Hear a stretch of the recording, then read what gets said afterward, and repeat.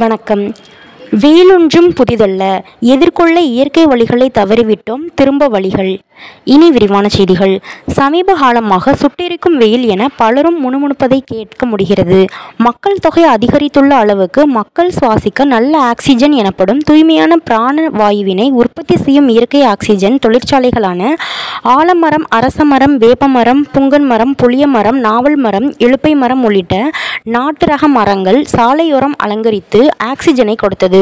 சாலைகளில் உள்ள மரங்கள் இல்லாத காரணத்தால் பேருந்து பயணம், முதியவர்களின் நடைப்பயணமும் வெப்பம் தாழாமல் கடினமாகி பயணிப்பவர்கள் அனைவரும் வாகன சூடேறி அதிக சூட்டோடு பயணித்து அவதியுறுகிறார்கள்.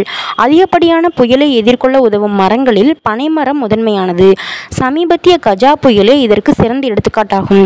அதேபோல கடும் வெயிலை எதிர்கொள்ள இயலாத காரணம் இயற்கை விதிமீறலாகும்.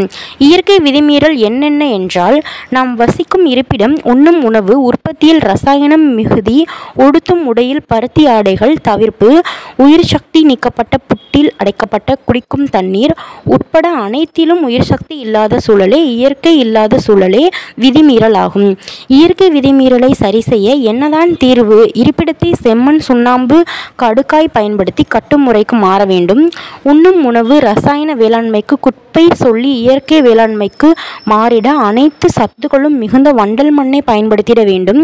மேலும் மண்புழு உரம், பஞ்சகவ்யம், நவகவ்யம், மீன் அமிலம், இறைச்சி கழிவுகளில் இருந்து தயாரிக்கும் அமிலம், அமிர்த கரைசல், ஜீவாமிர்தம், மோர் கரைசல், வெல்லம், நீர் கரைசல், சுண்ணாம்பு, தெளிவு நீர் கரைசல், சுண்டைக்காய் நீர் கரைசல், நொச்சி இலை, ஆடாதொடா, வேப்பம் கொட்டை கரைசல், காற்றாலை, பீனாரி உள்ளிட்ட ஆடு தின்னாத செடிகளை கொண்டு நாட்டு பசு கோமியம் கலந்து ஊறிய பூச்சி விரட்டி நீர் உள்ளிட்ட எளிய நுட்பங்களை பயன்படுத்தி வேளாண்மை செய்ய அனைவரும் முன்வந்தே ஆக வேண்டும்.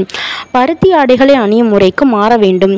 அதிக வெப்பத்தை தரும் ஜீன்ஸ் உள்ளிட்ட இறுக்கமான ஆடைகளை அணிவதனை தவிர்க்க வேண்டும்.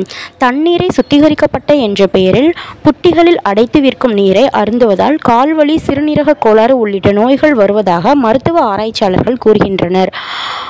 அளவுக்கு அதிகமான நெகிழி பயன்பாட்டினாலும் சூழல் கெட்டு மண்வளம் கெட்டுப்படுவதோடு மனித வளத்துக்கு உறுதுணையாக இருக்கும் அனைத்து உயிரினங்களும், கடல்வாழ் உயிரினங்களில் மீன் உள்ளிட்ட அனைத்து உயிரினங்களும் சமீபத்திய ஆய்வுகளில் கால்நடைகள் பெருமளவு பிளாஸ்டிக் தின்று இறந்து வருகின்றது கண்கூடு.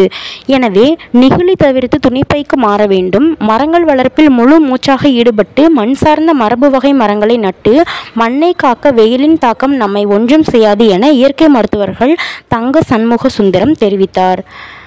டிஎன் செய்திகளுக்காக அரியலூர் மாவட்ட செய்தியாளர் SP ரவிச்சந்திரன்.